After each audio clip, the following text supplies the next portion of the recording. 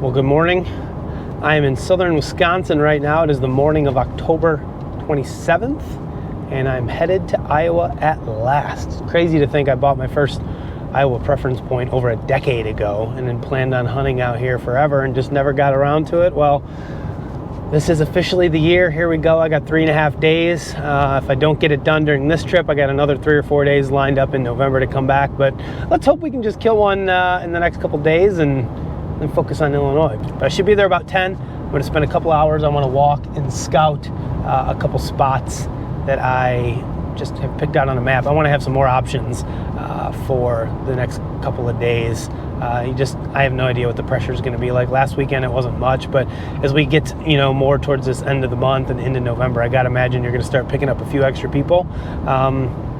So I need to have some extra options. So that's the plan. We're headed west.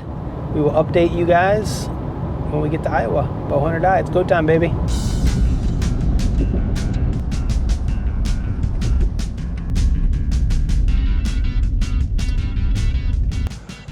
All right, well, we're finally here in Iowa.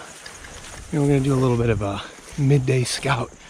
Just drove around through the entire piece of public. I think I saw 6 or 7 trucks parked, including 2 in the spot that I hunted last weekend, but fortunately I don't really plan on going back there. I don't think it was that good of a spot. But all the trucks were parked on the other side of this public from where I want to be hunting. There wasn't a single truck parked on this end, which is good to know.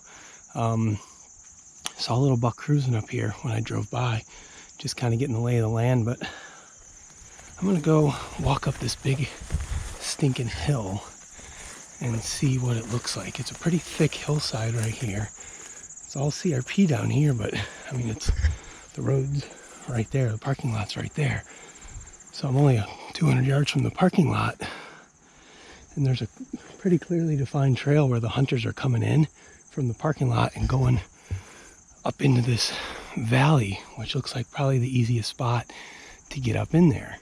So I'm just curious if there's anything or anyone that instead of taking the easy way right in through there is just going to go right up on top of this hill. I think there's a private ag field at the top. I want to get a look at it, see what it looks like, but pretty good deer trail right here. It's a great looking spot. I think this is the trail right here that little buck was on, right inside the edge of the woods. Doe.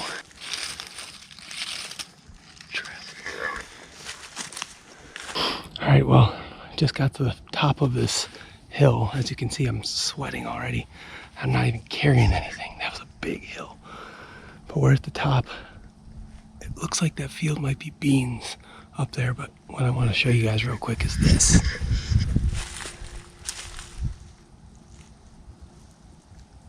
Big old fresh scrape.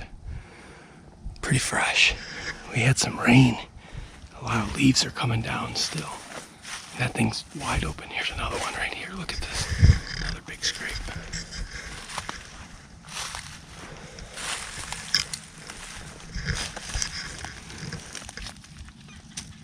That's a pretty decent sized track in it. Not huge, but not a huge track, but a nice one. Still no rubs anywhere. No more scrapes, but way thicker. All right, well, looks like it just keeps getting better here. We got a rub here, a couple rubs through here, so clearly they're kind of sticking to this finger that leads up into that field, but we got a bed right here. And there's a pretty good sized rub right there. And it's kind of rubbed going up through this. Almost like they're working this up here, but if you're a buck, what a great spot to bed, right? I mean, you can bed here, face down this valley, basically see anything coming up here. This is a nice spot. I'm gonna mark this on the map. I think we finally found the sign we're looking for. Found a big scrape up in that woods, a bunch of beds, big rub line leaning up to the field behind it. There's acorns dropping down here. Got a big thicket. Got another fresh scrape. Another big scrape right here. Actually an acorn in that scrape right there. But I got a tree picked out. I already picked a tree out. I think what I'm gonna do is I'll most likely come in here and do a hang and hunt this Tuesday morning. I think it's more of a morning spot. I like to get in here in the dark, well before light. I just feel like it's definitely a bedding area. I mean, I found a bunch of beds right up behind where I'm gonna put the stand. This place is awesome. Nice little honey hole right here. Ow. Here we go. First afternoon in Iowa. For real. Like in a stand I feel good about. I got about a half-mile walk up this hill. I'm about a third of the way, I would say. But this is all the easy stuff. It gets steeper from here, so I'm gonna turn this camera off. We're gonna get to the stand. Put these climbing sticks up. Hope a deer shows up.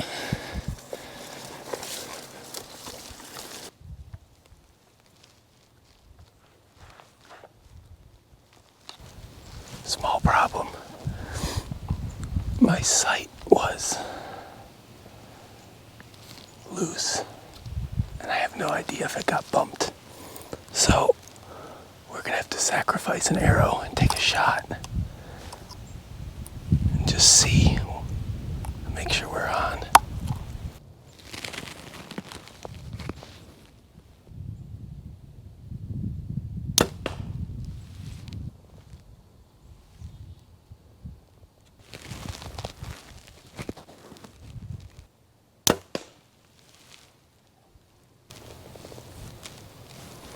Well, my bow is definitely about 8 to 10 inches to the left, which is kind of what I thought when I looked at it, but I wasn't sure. Now I know. Now, unfortunately, I just smoked 2 arrows doing that, but I only need 1, so I'm gonna climb down and go grab those real quick.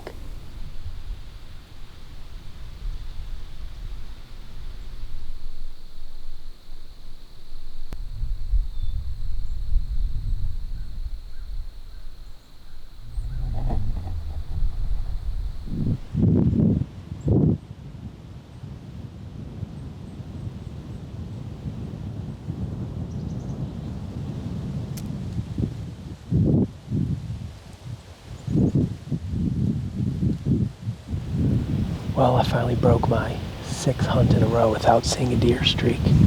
Saw a doe and a fawn up here.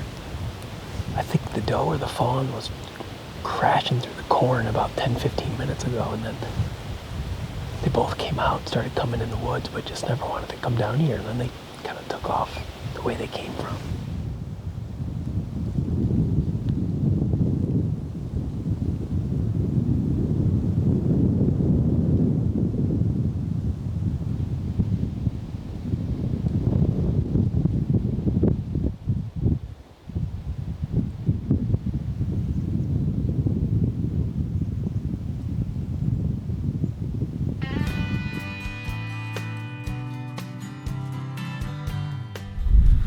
Well, it's about 6:30. We're gonna call it a night. Saw 3 does. We'll be back in the morning. Hopefully, we'll see some bucks. It's gonna be colder and hopefully less windy. Time to get out of here, go get some dinner. I'm hungry.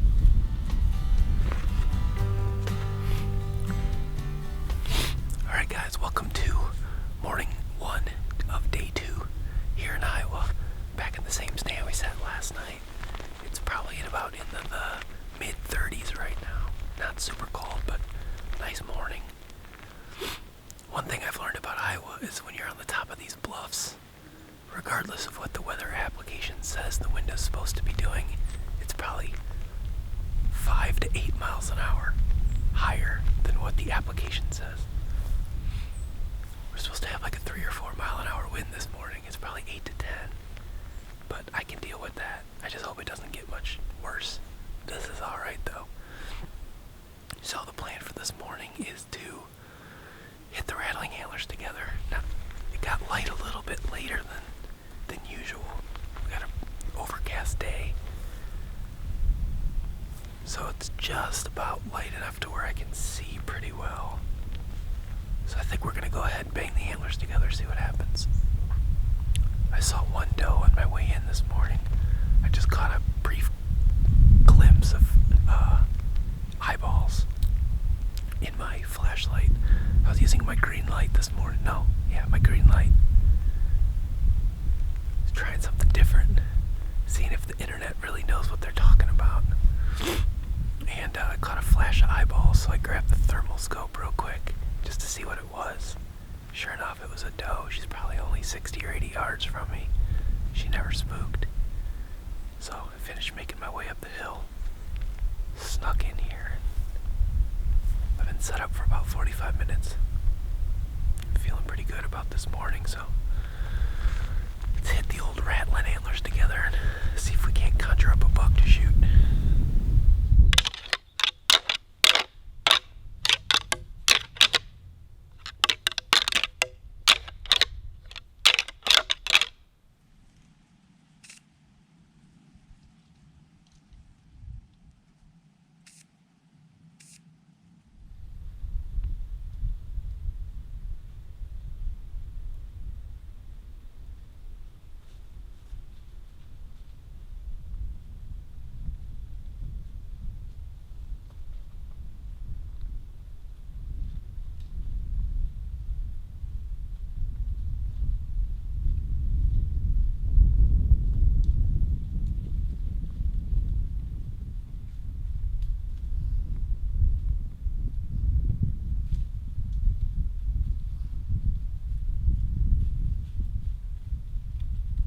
Well, that's it for morning number 1 here in Iowa. Had those 2 young bucks cruise through, and that's been it. So I'm going to tear this stand down, go do a little bit of scouting. I'm going to walk this cornfield, see if I can find any additional sign up here that maybe looks like there's a bigger buck using it a little bit more frequently.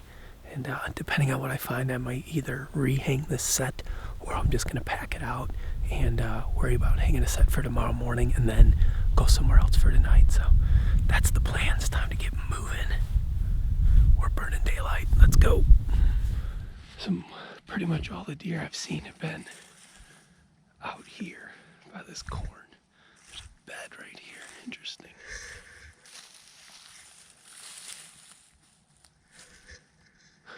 Maybe I was in a good spot after all.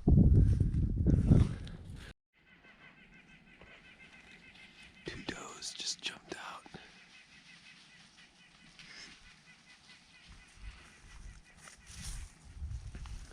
Crazy amount of tracks.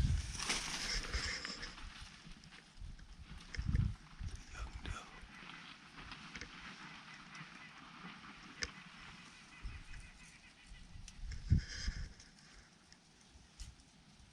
Just jumped 2 more deer. They were in the corn.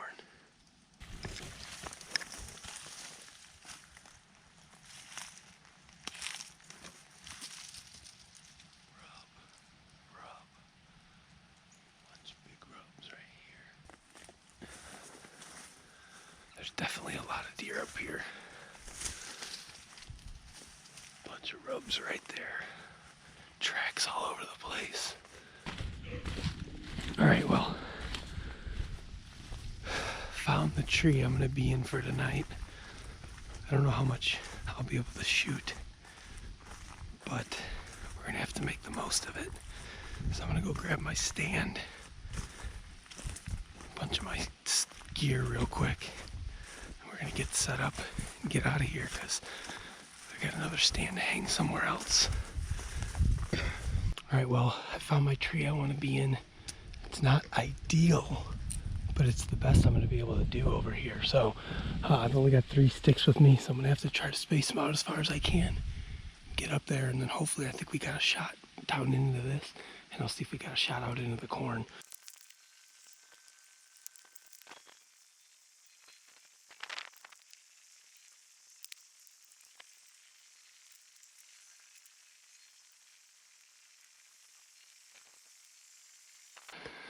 Who ever decided that coming to Iowa was a good idea. Whew. Alright, actually it's a great idea. I'm having a blast. Evening number 2, I'm headed in. Just met a new friend. His name is Dan. He's been hunting here for 30 years. Kind of give me some intel. Sounds like we're hunting some of the same spots. So, Dan told me that I'm in a good doe bedding area, which is awesome, because that's where I want to be. So, I'm going to continue heading into my doe bedding area, and I'll see you guys when I get there, if I don't have a heart attack first.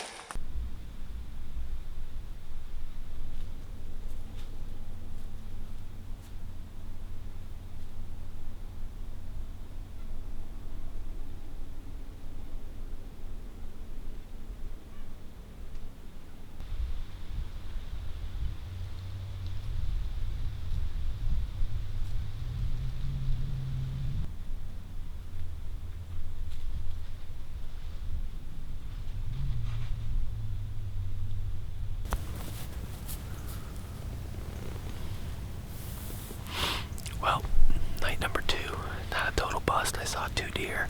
Could have shot them, but I don't know. Beautiful night, no wind. It's cool. It's supposed to maybe snow overnight, so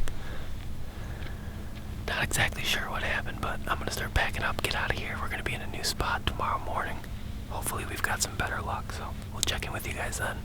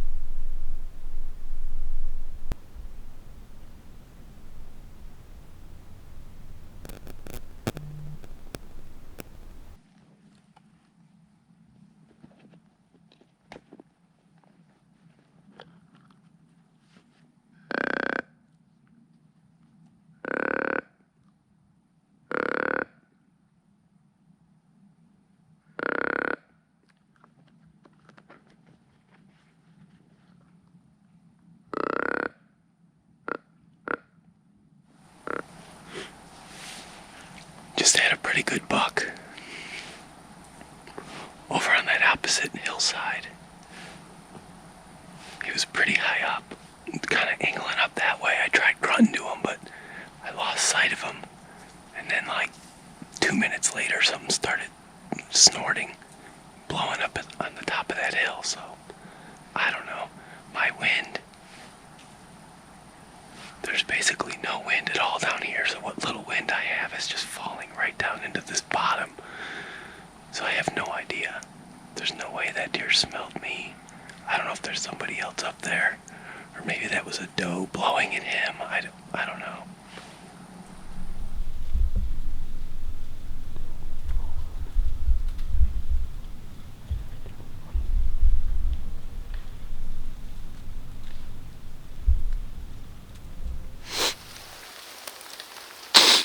Why do you always snot so much when it's cold out? I never understood that. Alright, so here's the deal. I'm freezing to death. It's a little after 10 o'clock. I've seen 7 deer. 6 of them passed on the same trail on that hillside. A couple of them came over here. A couple of them, I think, went farther up. But in any case, 6 of 7 went right there. So, I'm going to go ahead and move this stand. I'm not looking forward to it because my gloves are soaking wet. Everything's wet. I'm cold. It just sounds like an awful plan. However, I only have 1 morning left to go on this trip. And if I want to try to kill a deer, I better put in some work. So, as they say, and I'm not sure who they is, there's no time like the present. And I believe they also say I would be remiss, which I think means stupid. I would be stupid if I did not do this. So, with that said, time to tear down, rehang, get out of here, go find some hot coffee, and a dryer to dry all my clothes in. I'll see you guys when I see you. I don't know, there's a lot of sayings in there. I used a bunch of them. Hopefully you guys enjoyed this hunt.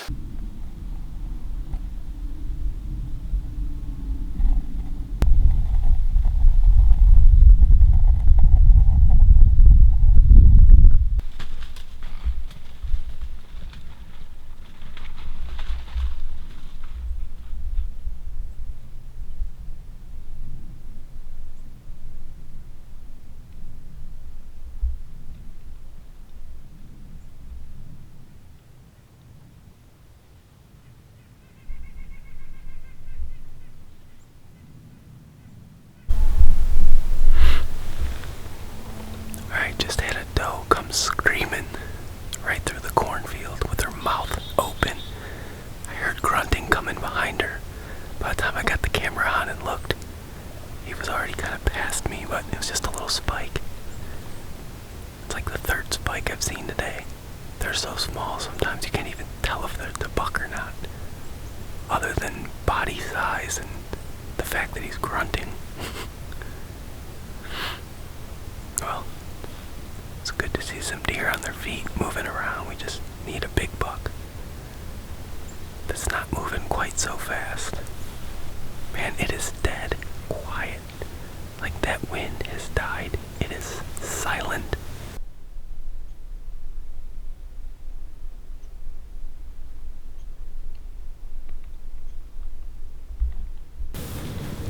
Well, that's about it for tonight. 4 more deer. Saw a spike chase a doe through, and then that doe must have had a fawn with her that somehow met up with her out in the corn. And then I had a nice 2-year-old come behind me, but something freaked him out and he kind of just scampered back up and went into the woods up there. Nice young deer. And then coyote came in, ran this doe and this fawn out of here. So that's all she wrote for tonight. Alright, final morning here in Iowa. And what a morning it is. Mid-20s, almost no wind. It's a beautiful day. Bluebird skies. The deer should hopefully be moving. I kicked up a couple on my way in. And I had a nice young buck come right up underneath the stand before light. I could barely make him out, but with binoculars at 10 yards, I could tell he was probably a nice 100-inch 2-year-old.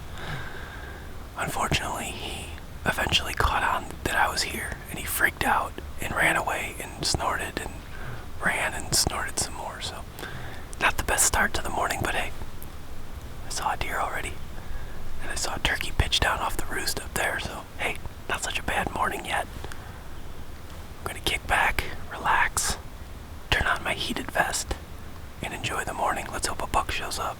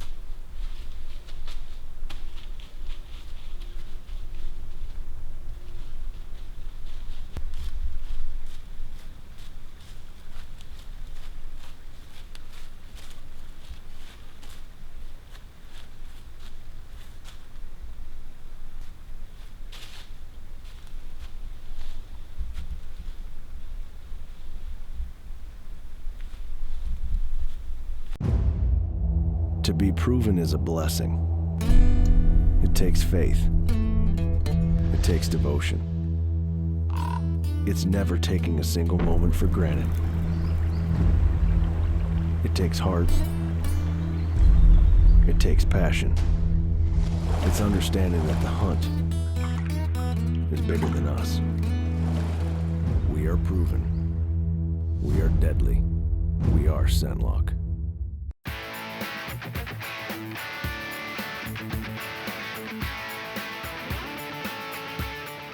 Well, guys, the first half of my Iowa bow hunting season, I know it wasn't the most eventful thing in the world, but I was pretty happy with it. You know, I was seeing deer just about every sit that I went out. I was seeing pretty good buck sign. I just was there at the wrong time. You know, for me personally, I've talked a lot about how I like hunting late October, and I really do. I've killed a lot of good bucks in late October, but I think what I've learned over the last couple of years is during late October, it's a great opportunity to harvest a buck if you know where one is living and you can get close enough to him because he's going to be on his feet during daylight. But they're just not roaming really far yet. And in this particular case, I didn't have anything scouted out or any bucks pinned down well enough for me to be able to hone in on them. And I think that was really my problem. If I would have known where a couple bucks maybe were living and could have got a little bit closer to where they were at, I think I would have had an opportunity because the deer were definitely on their feet. They were starting that pre-rut phase. I just was in the wrong spots. I was in areas that were probably going to be better during the rut. So I ended that weekend there. I ended up coming back to Illinois that last evening. I came back to Illinois. I hunted at my lease because the evening prior I had gotten a daylight photo of one of my shooter bucks on a scrape.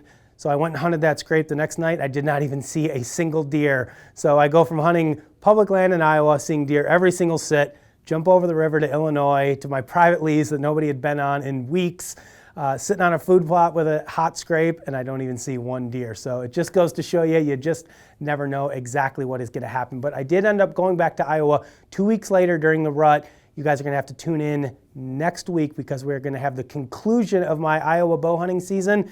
And believe me, this is not going to end the way that anybody thinks it is going to end. I certainly didn't think it was going to end this way. So you're just going to have to tune in next week to find out when we finish this story. So guys, next up, we are going to do the Ask the Experts section, which is brought to you by our fine friends over at Lancaster Archery. All right, this week's question comes from Jake Kurtz, who says, how do you know what angle or what weight you need when fine-tuning your bow with a V-bar or back bar?